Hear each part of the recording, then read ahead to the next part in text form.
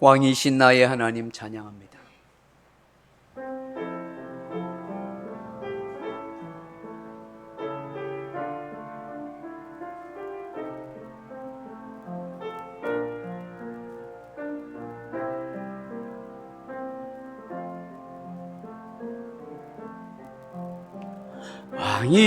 왕이신 나의 하나님, 내가 주를 높이고 영원히 주의 이름을 송축하리이다. 왕이신 나의 하나님, 내가 주를 높이고 영원히 주의 이름을 송축하리이다.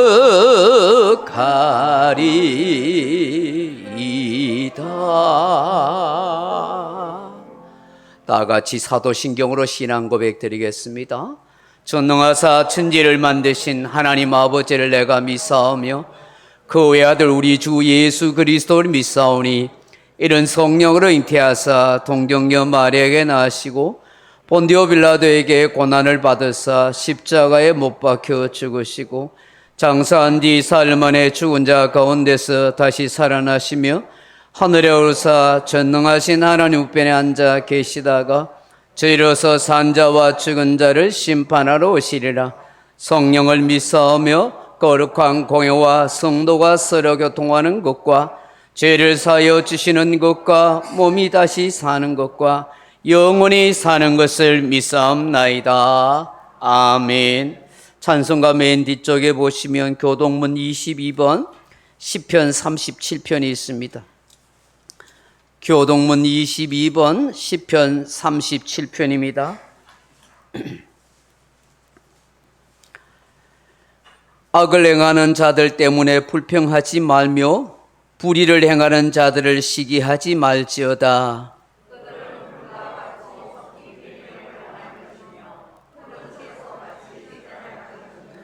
여호와를 의뢰하고 선을 행하라. 땅에 머무는 동안 그의 성실을 먹을거리로 삼을지어다.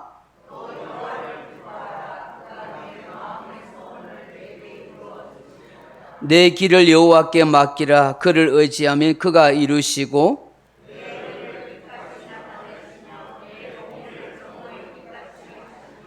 여호와 앞에 잠잠하고 참고 기다리라.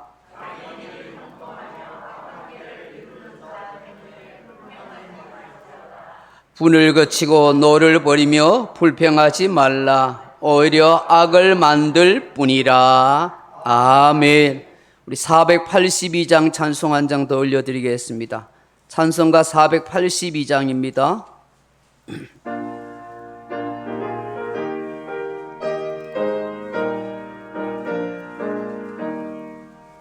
참 즐거운 노래를 늘 높이 불러서 이 세상 사는 동안 주 찬양하겠네. 복 주실 산에 올라 멀리 바라보니 나 건너갈 요단강 뚜렷이 보이네. 참 아름다운 노래 늘 높이 부르세. 하늘의 소망 주신 주 찬양하여라. 참 아름다운 노래 다 함께 부르세. 하늘의 하늘의 기쁨 주신 주 찬양하여라. 참 즐거운 노래를 늘 높이 불러서 내 영혼 구원하신 주 찬양하겠네.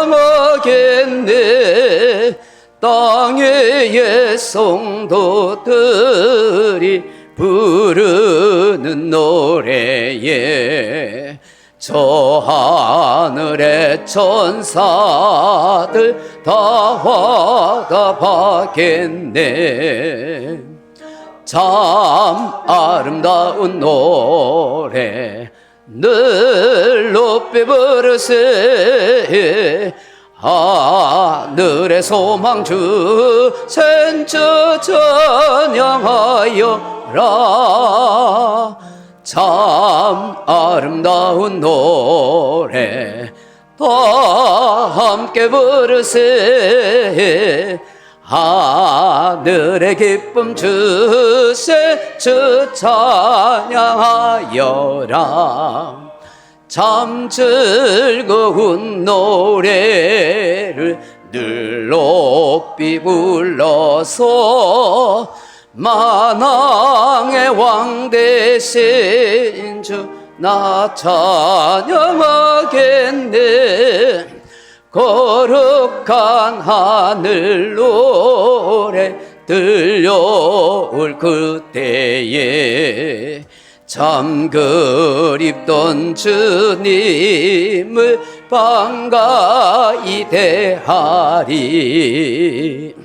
참 아름다운 노래 늘 높이 부르세. 하늘의 소망 주신 주 찬양하여라. 참 아름다운 노래 다 함께 부르세.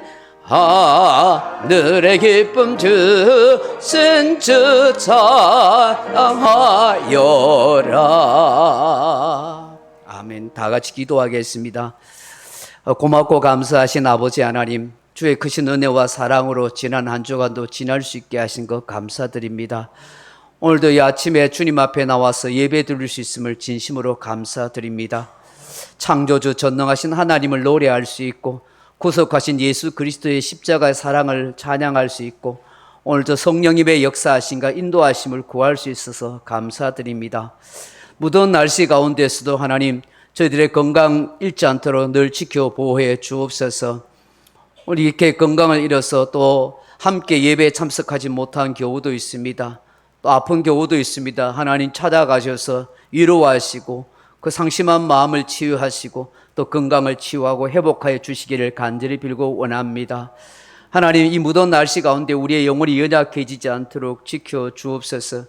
하나님의 은혜와 평강이 늘 충만하게 도와주셔서 불평하고 짜증내지 않게 하시고 이 무더운 날씨 가운데서 불쾌지수가 높아서 남들에게 화를 내는 일이 적어지도록 도와주옵소서.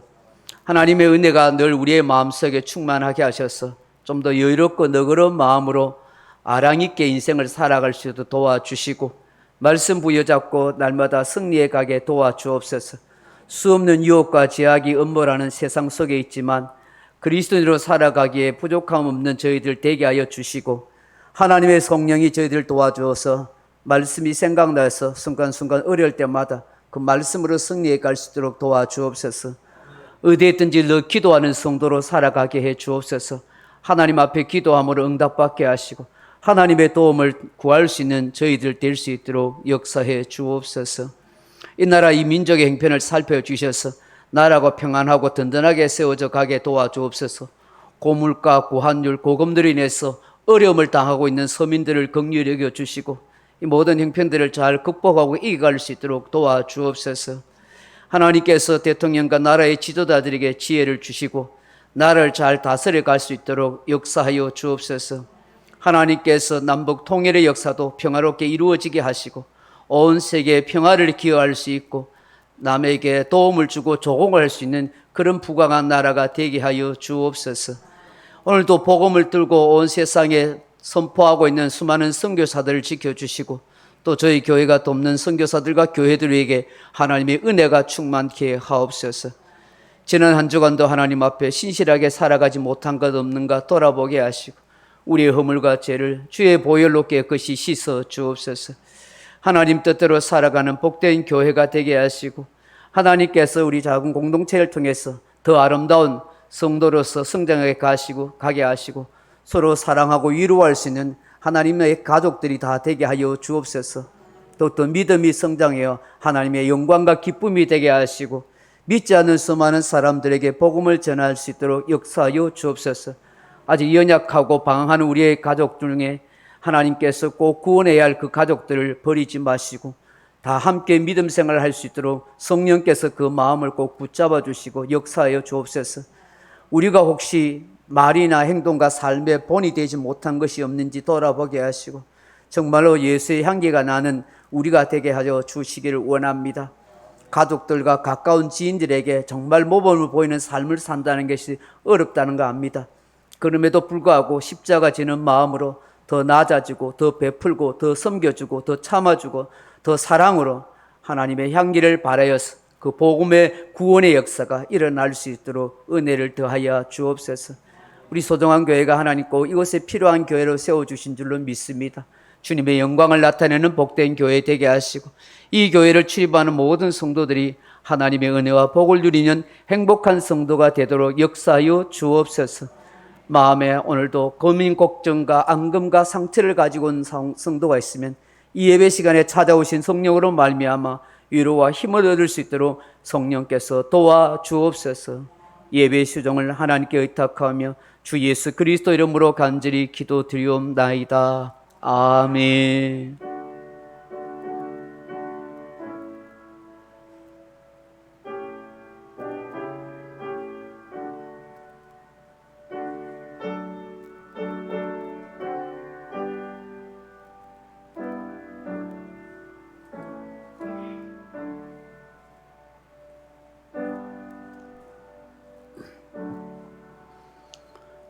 오늘 우리에게 주신 하나님의 말씀은 마태복음 5장 8절입니다.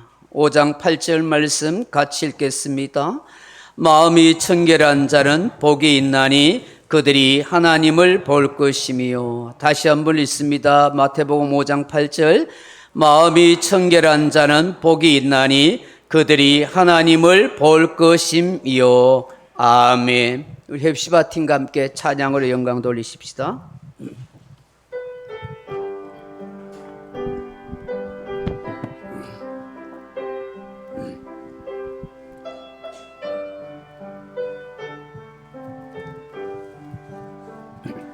손에 있는 부귀보다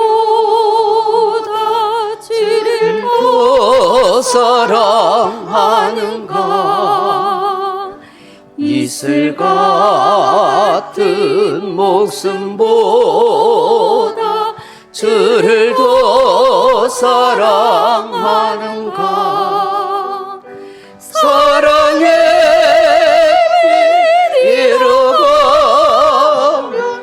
주님 만날 수 없어. 헛된 영화 바라보며 사랑할 수도 없어. 잠시 머무의 세상 헛된 것들 뿐이니 주를 사랑하는 마음 금보다도 귀하다. 금물결이 뛰노라도 주를 더 찬양하는가. 그날 날이 닥쳐와도 주를 더 찬양하는가 깊은 잠에 빠진 영혼 주님 만날 수 없어 근심 걱정 많은 자 찬양할 수도 없어 잠시 오늘의 세상 헛된 것들 뿐이니 주를 찬양하는 마음 금보다도 귀하다 언제 다시 주 오실지 아는 애가 있는가 신랑으로 오실 주님 맞을 준비되었는가 이름 없는 등불 들며 주님 만날 수 없어 재림 나팔 소리 나며 예비할 수도 없어 잠시 머무를 세상은 헛된 곳들 뿐이니 주를 맞을 준비하리 금보다도 귀하다 할렐루야.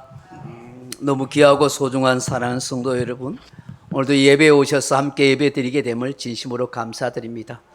하나님의 위로와 평강과 사랑이 여러분 삶과 가정에 늘 충만하기를 주님의 이름으로 축복합니다. 오늘 마태복음 5장 8절 말씀 가지고 마음이 청결한 자는 복이 있나니 하는 말씀으로 함께 은혜를 나누고자 합니다. 사랑하는 성도 여러분, 오늘날 사람들은 얼마나 외모를 중시하는지 모릅니다. 예쁜 얼굴, 날씬한 몸매, 우람한 금육을 가지기 위해 부단히도 노력합니다.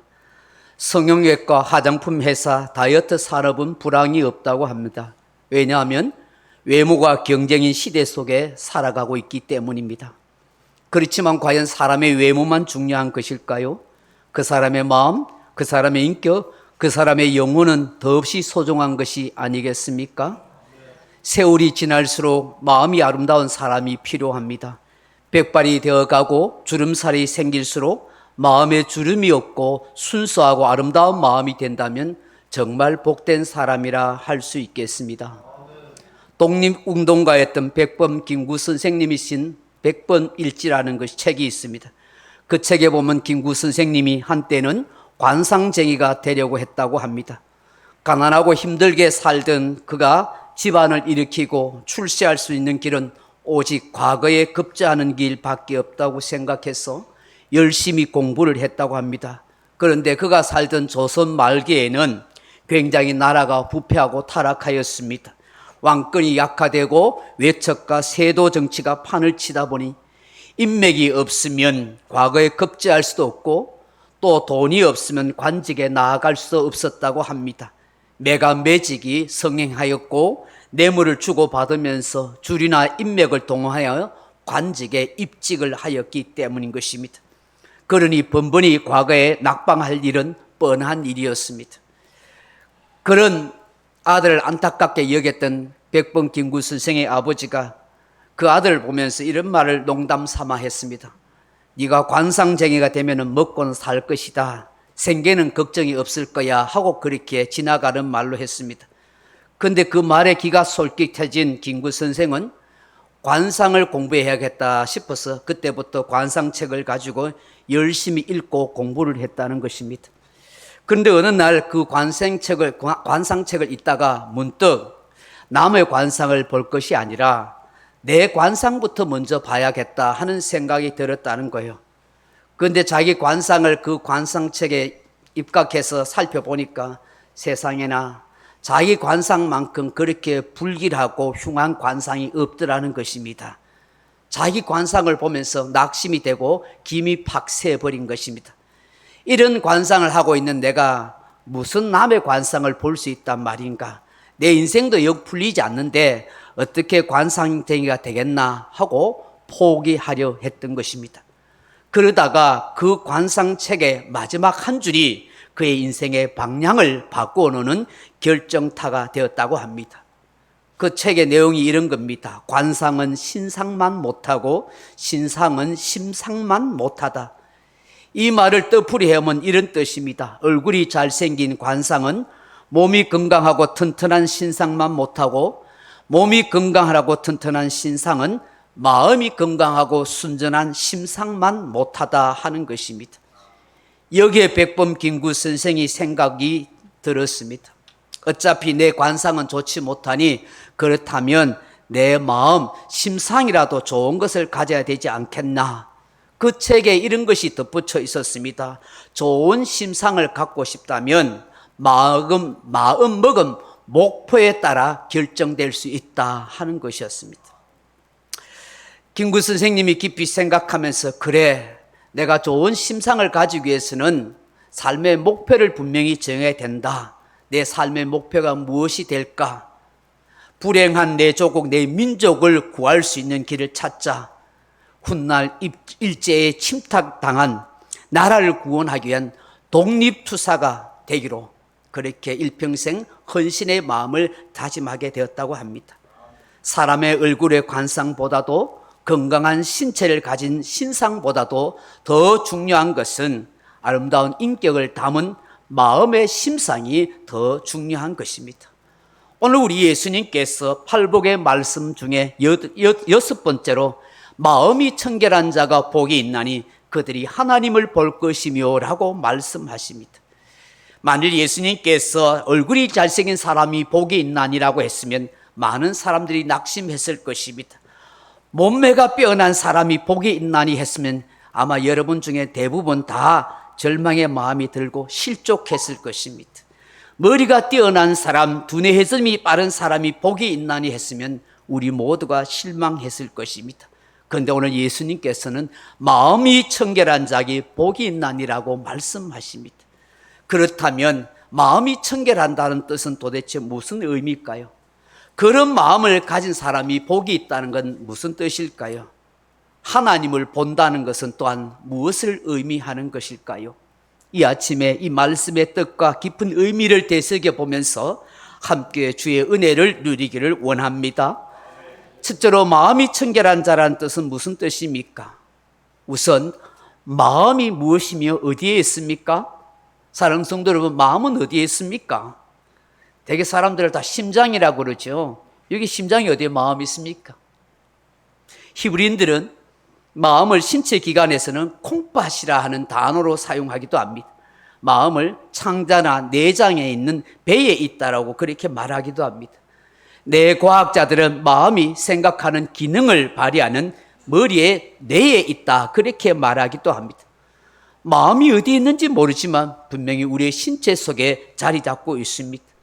마음을 히브리어로 레바브 혹은 레브라고 말합니다. 이는 사람의 모든 생각과 감정과 의지와 행동을 결정하는 곳이라 하는 뜻입니다. 그렇다면 청결은 무슨 뜻일까요? 청결은 헬라어 원어로는 카타로스 하는 말입니다. 깨끗한, 정결한, 순결한 뜻입니다. 심리학 용어로는 카타르시스도 같은 뜻입니다. 정서가 순화되다, 마음이 정화되다 하는 뜻입니다. 종교적 제의적으로 말하면 부정하지 않는 상태, 정결한 것을 말합니다. 그렇다면 오늘 주께서 마음이 청결한 자는 복이 있나니라고 말씀하신 그 의미는 무엇일까요? 첫째로 제사함 받은 정결한 마음을 말씀합니다. 청결은 겉으로 보이는 환경이나 지저분해지고 때 묻은 것을 깨끗하게 닦거나 씻는 것을 말하지 않습니다. 여기에 청결은 부정함이 없는 정결함입니다. 오염되지 않는 순수한 마음의 상태, 다시 말해서 죄가 없는 상태를 말씀하는 것입니다. 오늘날 예수님께서 제자들과 음식을 먹을 때에 손을 씻지 않고 먹고 있었습니다. 그것을 보았던 바리새인들이, 서기관들이 예수님께 나와서 비난합니다. 당신의 제자들은 어찌하여 장로들의 전통을 범합니까? 그 당시 유대인들의 율법의 규례에 따라 부정하지 않기 위해서 반드시 손을 씻고 떡을 떼어 먹었습니다. 이 청결이 아니라 정결함을 위해서입니다. 손이나 발에 먼지가 묻는 것, 티끌을 묻는 것은 부정한다고 그렇게 생각했기 때문입니다. 그래서 그 당시 성전의 제사장들도 반드시 손발을 씻는 것처럼 이 사람들도 먹을 때에 반드시 손발을 씻어야 된다고 말씀하셨습니다. 예수님께서는 저들의 외식과 위선을 꿰뚫어 보셨습니다. 너희가 어찌하여 너희의 전통으로 하나님의 계명을 범하느냐 하시면서, 너희는 부모를 공경하라, 부모를 비방하는 자에게는 죽임을 당하리라는 그 계명이 있음에도 불구하고 너희들이 가진 재물로 고르반 하나님 앞에 유익이 됐다고, 하나님께 바쳤다고 말해놓고는 부모를 공경하지 않지 않느냐, 그래놓고는 너가 마음대로 그 재물을 사용하지 않느냐. 이사야 선지자가 하신 말씀처럼 이 백성이 입술로는 나를 공경하되 마음은 내게서 멀다. 사람의 계명으로 교훈을 삼아 가르치니 나를 헛되이 경배하도다라고 그렇게 말씀하십니다. 그러면서 사람들에게 예수님이 하시기를, 입으로 들어가는 것이 사람을 더럽게 하는 것이 아니라 입에서 나오는 그것이 사람을 더럽게 하느니라고 말씀하십니다. 이 말씀을 잘 이해하지 못했던 베드로가 나와서 주님 이게 무슨 뜻입니까? 하고 묻자 예수님이 마태복음 15장 16절 이하에 이렇게 말씀하여 너희가 아직 깨달음이 없느냐? 입으로 들어가는 것은 모든 것은 배로 들어가서 뒤로 내버려지는 줄 알지 못하느냐? 입에서 나오는 것들은 마음에서 나오나니 이것이야말로 사람을 더럽게 하느니라. 마음에서 나오는 것은 악한 생각과 살인과 간음과 음란과 도둑질과 거짓 증언과 비방하는 것들이, 이러한 것들이 사람을 더럽게 하는 것이요, 식지 않은 손으로 먹는 것이 사람을 더럽게 하는 것이 아니라고 말씀하십니다. 식지 않는 손으로 먹는 것, 입으로 들어가서 뒤로 배설로 나오는 것이 사람을 더럽게 하는 것이 아니라 사람의 마음에서 나오는 것이 진정 더럽고 부정하게 하는 것이라고 말씀하는 것입니다. 여러분 사실 그렇지 않습니까? 육체적인 더러움보다도 더 더럽고 악한 것은 온갖 악한 생각과 부정되고 제약된 그런 마음인 것입니다. 그러기에 예레미야 선지자는 예레미야 17장 9절에 만물보다 거짓되고 심히 부패한 것이 마음이라 누가 능히 이러 알리오마는이라고 말씀했습니다. 세상에 그 무엇보다도 타락하고 부패한 것이 인간의 마음인 것입니다. 아담의 범죄로 인하여 우리 인간의 본능 마음에는 이렇게 부패하고 타락한 죄성과 죄악으로 가득 차 있습니다. 늘 그 마음이 우리를 주장하고 있습니다. 이 본능의 죄성에서 벗어날 길이 없고 추하고 더러운 죄인의 마음 상태로 살아가는 것입니다. 그런데 어떻게 정결한 마음이 될 수 있습니까? 우리의 힘과 우리의 노력과 우리의 결심으로 정결하고 깨끗할 수 있습니까? 할 수 없습니다. 어느 흑인 한 소녀가 있었습니다. 학교에서도 동네에서도 백인 친구들에게 놀림을 받았습니다. 검은 피부를 가졌다고, 원숭이 닮았다고 흉내를 떼면서 놀려대었습니다. 이 소녀, 흑인 소녀는 무척이나 울며 상처를 받았습니다. 소녀의 어머니에게 달려가서 왜 나는 이런 피부를 가졌냐고, 왜 저 아이들처럼 하얀 피부를 가지지 못하냐고 그렇게 따지고 항의하면서 울었습니다. 그때마다 흑인 어머니는 이 아이를 꼭 안아줄 뿐이었습니다. 어머니 또한 흑인 피부를 가진 사람으로 평생 그 아픔 속에 살아왔기 때문입니다. 그래서 무엇이라고 말해줄 수 없었던 것입니다. 이 흑인 소녀가 냇가에 가서 가지고 간 비누로 열심히 이 흑인 피부를, 검은 피부를 씻어내렸습니다. 이 비누로 닦으면은 혹시나 하얀 피부가 되지 않을까 싶어서 그 비누가 다 하기까지 열심으로 그 검은 피를 닦아내었습니다. 그 비누를 다 사용했음에도 불구하고 그 흑인 소녀의 피부는 하얘지지 않았습니다. 속상하고 화가 난 이 아이가 그 냇가 있는 조약돌을 들여다가 이 살갗에다가 열심히 그렇게 닦아냈습니다. 피부 껍질이 문질러졌습니다. 피가 나기 시작했습니다. 쓰라린 상처와 아픔만 있을 뿐 결코 피부가 하얘지지 않았습니다. 그렇게 흑인 소녀는 절망에 쌓여서 울고 또 울었습니다. 그렇게 울다 보니 어느 날 이 흑인 소녀를 지켜보던 한 목사님이 계셨습니다. 이 소녀에게 왜 울고 있는지 물었습니다. 소녀는 자신의 검은 피부 때문에 친구들의 놀림을 받고 있어서 아무리 비누로 씻으려 해도 조약돌로 피부를 벗겨 하얀 피부를 만들려고 해도 그렇게 되지 않는다고 말했습니다. 그때 목사님이 이 소녀에게 이렇게 말해줍니다. 얘야, 사람은 겉모양이나 피부가 중요한 것이 아니란다. 사람의 마음이 더 중요하단다. 겉모양은 하얀 피부를 가졌을지 몰라도 그 마음은 더 검고 더러운 사람이 있어. 비록 검은 피부를 가지고 있는 사람일지라도 누구보다도 하얀 마음을 가진 사람이 있단다. 하나님이 사람을 창조하실 때 머리 모양, 피부 색깔, 얼굴 생기새를 다양하게 만드셨지만 더없이 중요한 것은 마음이라고 하신단다. 하나님은 하얀 마음을 기뻐하고 좋아하신단다. 너는 마음이 훨씬 더 희고 하얀 사람인 것 같아. 너를 조용하는 그 백인 친구들은 아마 마음이 검고 더 검을 거야. 그러니 하나님께서 너를 더 사랑하고 좋아하실 거야. 이 소녀가 이 목사님의 말씀을 듣자 깜짝 놀라면서 이렇게 묻습니다.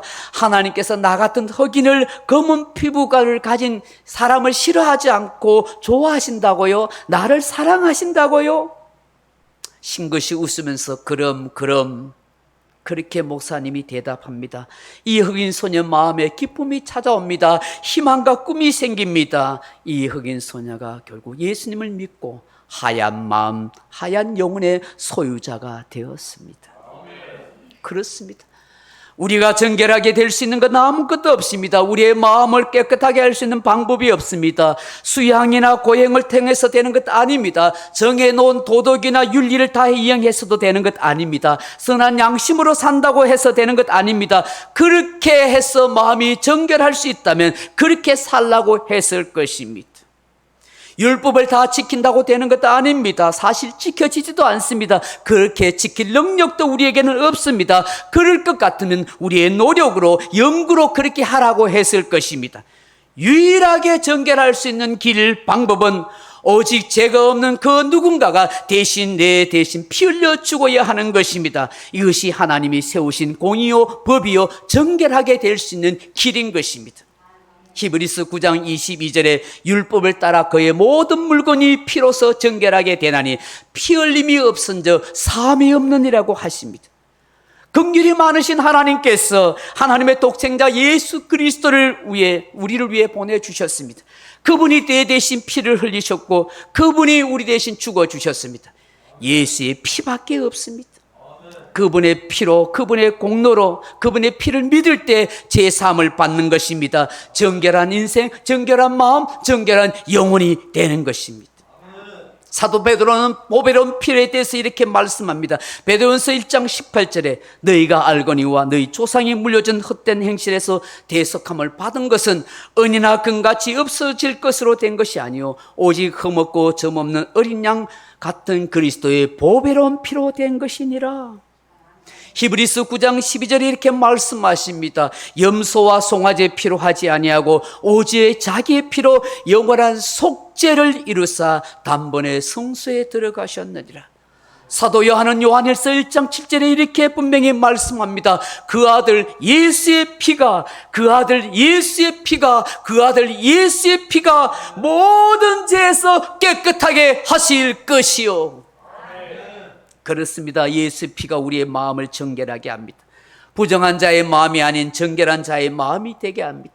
우리가 진심으로 예수 그리스도를 믿을 때에, 예수 피로 제사함을 받을 때에 우리가 정죄당하지 아니하고 죄가 없는 정결한 자로 여겨주시고 인쳐주시는 것입니다. 우리가 이것을 확실히 믿을 수 있기를 바랍니다.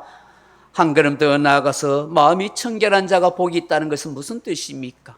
오로지 하나님께로 향하는 마음을 말씀합니다. 이 원어로 보면 이 단어를 이렇게 표현합니다. 두 마음을 품지 않는 것. 두 마음을 품지 않는 것. 여러분, 오늘날 나라들마다 하도가 되는 것이 환경오염입니다. 심각합니다. 대기오염, 해양오염, 땅의 오염이 위험수치에 이르렀습니다. 지금 일어나고 있는 이상기온의 현상도 다 환경오염에서 오는 부배랑일 것입니다. 아무리 유엔에서 성명서를 채택하고 환경단체가 감시를 해도 한계가 있습니다.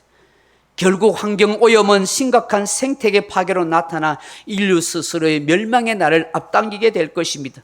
그러나 이 환경오염보다 더 심각한 오염이 마음의 오염인 것입니다. 사람들의 마음의 영혼이 너무나 죄악으로 점점 오염되어 가고 있습니다. 갈수록 그 마음이 심각해지게 타락해지고 있습니다. 최근에 여러분, 내 마음이 너무 더럽혀져 있다, 세상으로 치우쳐져 있다, 지난 날처럼 순수하거나 순전하지 못하다는 사실 때문에 가슴 아파하거나 진지하게 고민해 본 적이 있습니까? 하나님보다 세상 것을 더 좋아하고 사랑하는 것 같아라는 그런 두려운 마음이 생긴 적이 있습니까? 예수님을 사랑하는 마음이 점점 식어간다고 느껴지지 않습니까? 구원의 기쁨과 감격이 사라진 채 그저 형식적으로 의무적으로 그렇게 신앙생활을 한다고 느껴지지 않습니까? 왠지 모든 일에 자꾸만 불평과 불만이 생기고 자꾸만 스트레스만 쌓여가고 있고 모든 것이 다 실정이 나고 있지 않습니까? 내 마음에 두 마음이 생긴 이유가 될 수가 있는 것입니다. 오늘 예수님께서 마음이 청결한 자가 복이 있나고 하십니다. 이 말씀은 두 마음을 품지 않는 자를 말씀합니다. 당시 이 청결이라는 이 카타로스는 철을 재련해서 모든 불순물을 제거하는 순수한 철이 나왔을 때 사용하는 단어입니다. 불순물이 섞이지 않았다는 뜻이죠. 그래서 이 청결이란 불순물이 섞이지 않은 순수한 상태, 마음에 적용하면 순수한 동기, 악한 마음이 아닌 선한 마음, 그리고 나누어지지 않는 마음, 진실한 마음이라 그렇게 표현할 수 있습니다. 여러분, 구약의 레위기의 규례에 보면 혼합된 것은 무조건 부정한 것으로 간주했습니다. 그래서 하나님의 백성은 유축을 다른 종류와 교배시키면 안 됩니다. 두 종자를 섞어서 밭에 씨를 뿌리면 안 됩니다. 두 재료가 섞인 그런 직조된 옷을 결코 입어서도 안 됩니다. 그것은 순수하지 못한 마음, 이중적인 마음을 의미하였기 때문입니다. 그러므로 마음의 청결은 이중적인 마음이 아닌 섞이지 않는 마음을 말합니다. 유대인들의 표현에 의하면 두 마음을 품었다는 것은 한 곳에 마음을 집중할 수 없고 마음이 나누어졌다는 것입니다. 한 여인이 두 남자를 마음에 품고 있다면 어느 쪽에도 언제나 마음을 줄 수 없는 것과 같아 하는 것입니다. 그러므로 마음이 깨끗한 사람이란 두 마음을 품지 않는 사람이다. 오직 하나님께로만 향하는 순수한 마음을 뜻하는 것입니다. 그래서 여러분 시편 24편 3절 이하에 보면 여호와의 산에 오를 자가 누구며 그의 거룩한 곳에 설 자가 누구인가? 곧 손이 깨끗하며 마음이 청결하며 뜻을 허탄한 데 두지 아니하며 거짓 맹세하지 아니하는 자로다. 그는 여호와께 복을 받고 구원의 하나님께 의를 얻으리니 이는 여호와를 찾는 족속이요 야곱의 하나님의 얼굴을 구하는 자로다고 하십니다. 예수님께서 마음이 청결한 자라고 말씀하신 것은 바로 이 시편 24편을 배경이 되는 모세처럼 두 마음을 품지 않고 오로지 하나님께만 향하고 집중되어 있는 그 마음을 말합니다. 오직 하나님께만 고정되어 있는 그 마음을 하나님은 마음이 청결한 자요 그 마음을 복된 자라고 그렇게 말씀하는 것입니다.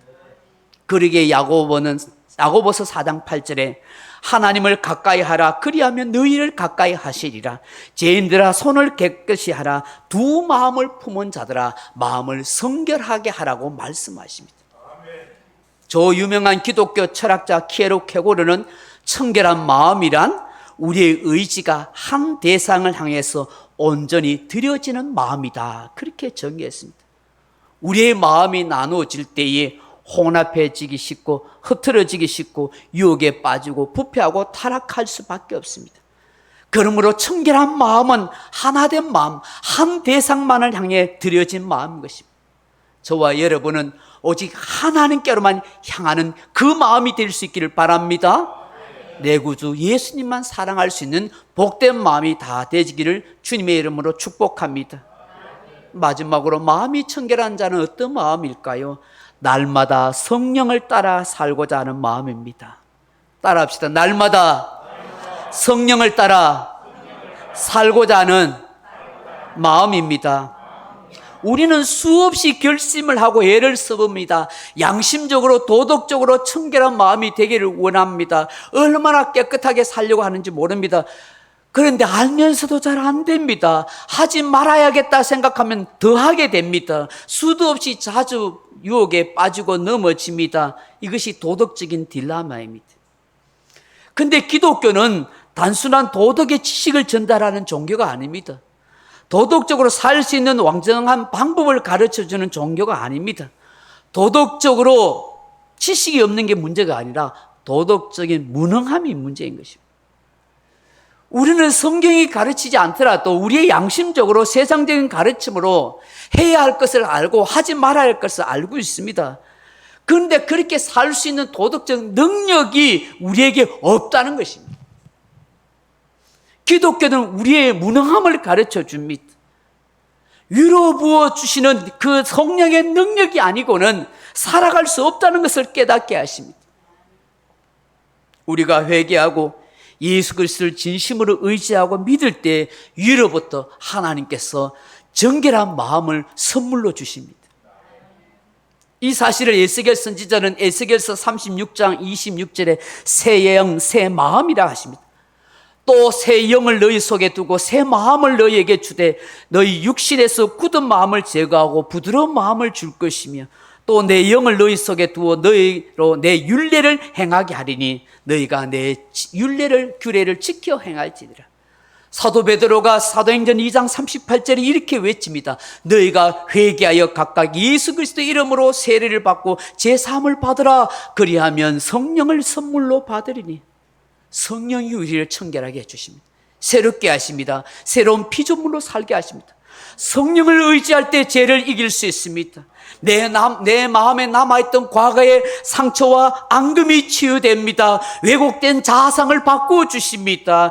용서와 사랑의 마음을 가질 수 있으며 살아가게 합니다. 마음의 카타르시스 정화가 일어나게 되는 것입니다. 그러므로 날마다 성령님께 빌고 또 기도해야 합니다. 성령님은 하나님께서 우리에게 보내주신 보혜사인 것입니다. 예수 그리스도의 이름으로 우리를 도우시려고 보내주신 보혜사입니다. 그러므로 성령님과 함께 살고 성령님을 의지하고 살아갈 때 제약된 생각을 이기게 됩니다. 제약된 생활에서 벗어나게 합니다. 마음의 청결을 선물로 허락해 주시는 것입니다. 그러므로 마음의 청결을 사모하신다면 성령을 사모하십시오. 성령 충만을 구하십시오. 그런 사람이 복 있는 사람입니다. 그런 사람에게 하나님 아세로 함께하여 주십니다. 세상이 줄 수도 없고 알 수도 없는 그 심령의 평강이 흘러넘치게 하는 것입니다. 사랑하는 성도 여러분, 그렇다면 하나님을 본다는 게 뭘까요? 육신을 가진 사람이 어떻게 하나님을 봅니까? 영이신 하나님을 육의 눈으로 볼 수 없습니다. 시내산에 40일간 올랐던 모세도 하나님을 직접 배웁지 못했습니다. 오히려 하나님의 덕만 본다고 했습니다. 죄인된 인간이 하나님을 본다는 건 죽음입니다. 그런 까닭에 마음이 청결한 자가 하나님을 본다는 것은 하나님을 영적으로 임재하고 경험을 느끼고 그분과 교제하며 살아간다는 뜻입니다. 하나님은 마음이 청결한 자가 아니면 만나주지 않습니다. 그 어떤 사람에게도 임재하지 않습니다. 교제할 수도 없습니다. 마음이 청결한 사람만이 영혼의 눈이 열려 영적인 하나님을 볼 수가 있는 것입니다. 마음이 청결한 사람은 현재의 삶 속에서 하나님의 역사하심을 느끼며 그만이 누리는 행복감 가운데 살아가게 되는 것입니다. 마치 하나님을 보는 것 같이 하나님의 임재와 그 영광 가운데 즐거움을 누리게 되는 것입니다. 우리가 이 모든 복을 누렸으면 좋겠습니다. 또 하나님을 본다는 것은 미래 시상으로 되어 있습니다. 언젠가는 하늘나라에서 천국에서 얼굴과 얼굴을 마주 대하던 그 하나님을 흡족하게 보게 될 것이라 그렇게 말씀합니다. 사랑하는 성도 여러분, 말씀을 맺습니다.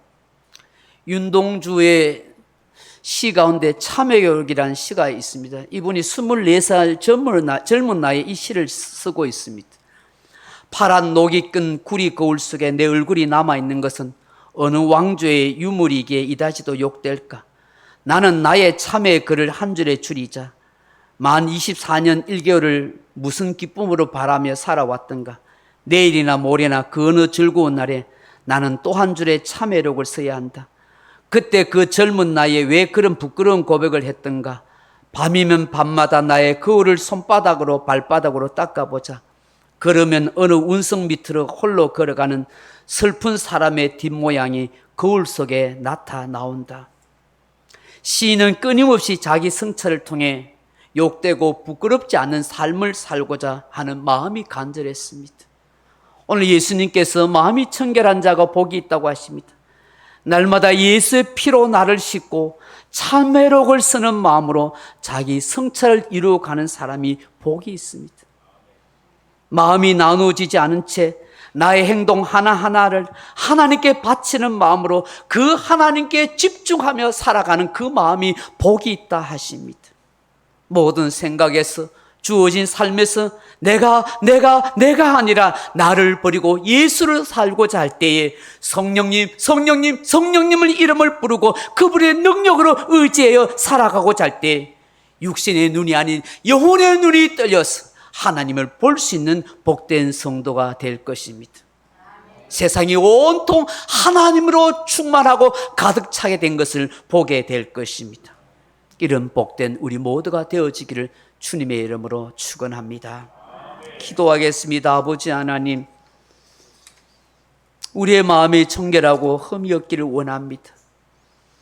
수없이 죄악으로 얼룩진 생각과 마음이 될 때가 많은, 끊임없이 우리 속에 죄악으로 인해서 고민하는 우리들에게 예수의 피로 깨끗함을 잊게 하시고 정결한 마음이 되게 하시고 근본적으로 구원 얻는 백성이 되게 하신 것 감사합니다. 날마다 우리의 삶 가운데 하나님께 우리의 마음을 집중해서 늘 성령님의 능력에 의지해서 우리가 정결함을 얻고 거룩한 마음으로 하나님을 볼 수 있는 영적인 사람이 다 되게 하여 주옵소서. 예수님 이름으로 기도하옵나이다. 아멘. 찬송가 455장입니다.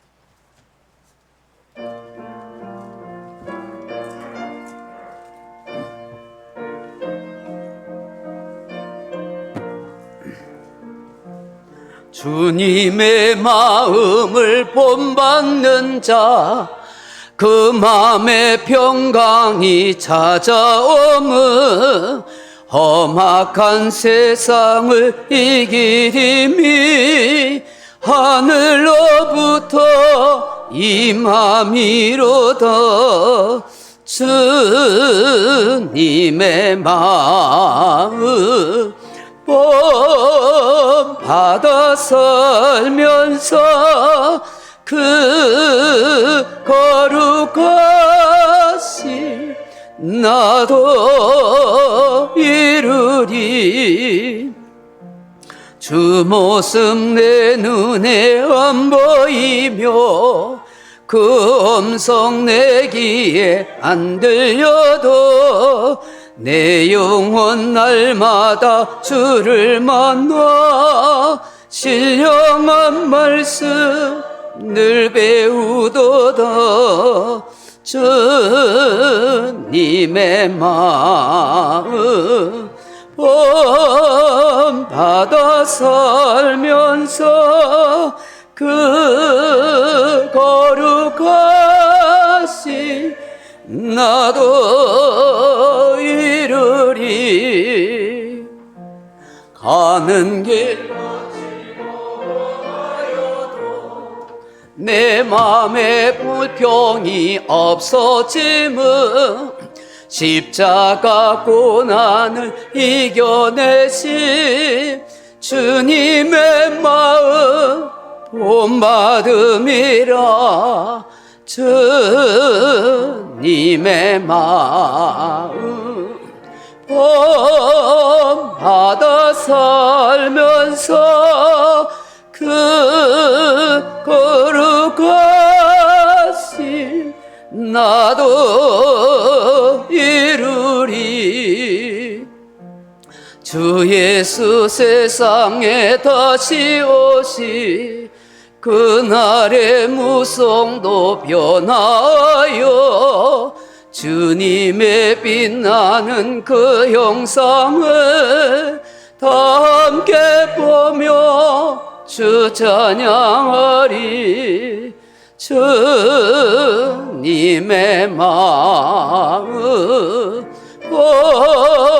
본받아 살면서 그 거룩하신 나도 이루리.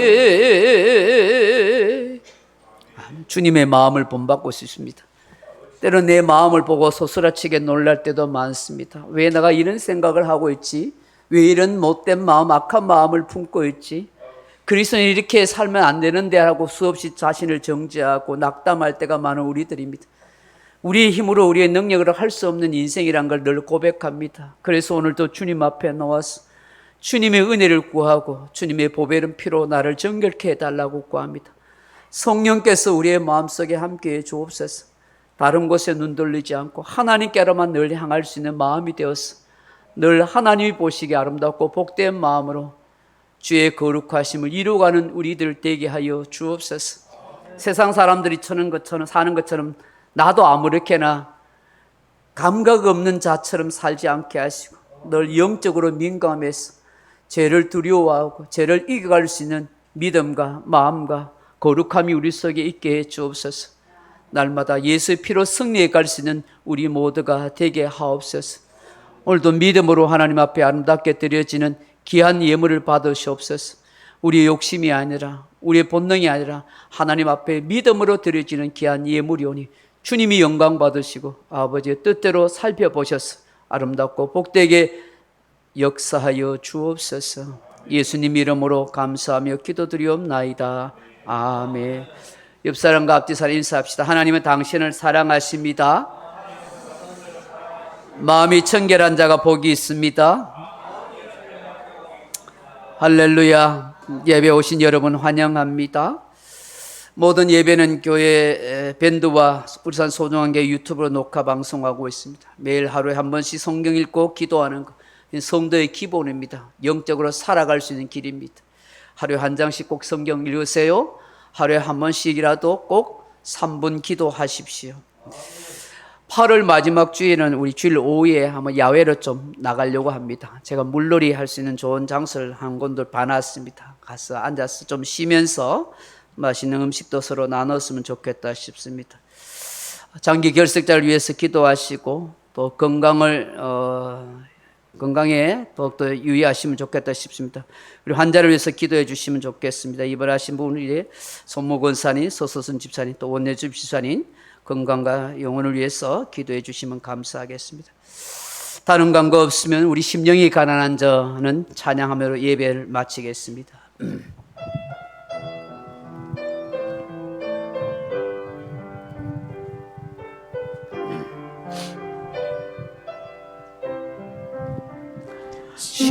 심령이 가난한 자는 천국이 저희 것이요